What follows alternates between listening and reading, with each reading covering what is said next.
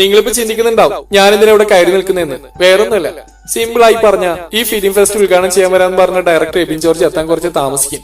അതുവരെ നിങ്ങളെ ഒന്ന് പിടിച്ചിരുത്തണം.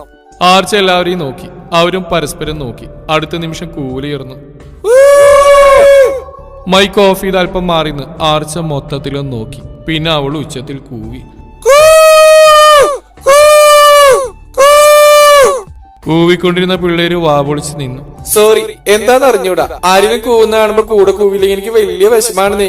ഒരു കുലുക്കുമില്ല മുന്നിൽ പറയുന്ന ആർച്ചയെ കണ്ട അഭിഷേകിന് പോലും ചിരി വന്നുപോയി. എന്നെ ഓടിക്കാൻ കൂവിയതാണെങ്കിൽ ഇതൊന്നും മതിയാവുന്ന എനിക്ക് തോന്നുന്നില്ല. അവൾ ചിരിച്ചു. സ്റ്റുഡൻസ് നിൽക്കുന്നതിന്റെ ഏറ്റവും പുറകിൽ നിന്ന് വിസിൽ ശബ്ദം കേട്ട അവൾ ശ്രദ്ധ അവിടെ പതിഞ്ഞു. വിവിയും മനുവും. ആർച്ച കൈ ഉയർത്തി വീശി. എല്ലാവരും തിരിഞ്ഞു നോക്കി. എന്റെ ഫ്രണ്ട്സാ മനുവും വിവിയും. പക്ഷെ എന്റെ ബെസ്റ്റ് എന്റെ അച്ഛനാണ് കേട്ടോ. എന്റെ അച്ഛനൊരു സംഭവമല്ല, വ്യക്തിയല്ല, ഒരു പ്രസ്ഥാനാണ്. ഞാൻ ചെയ്യുന്ന എല്ലാ കുരുത്തക്കേടും വീട്ടിലെ അമ്മയുടെ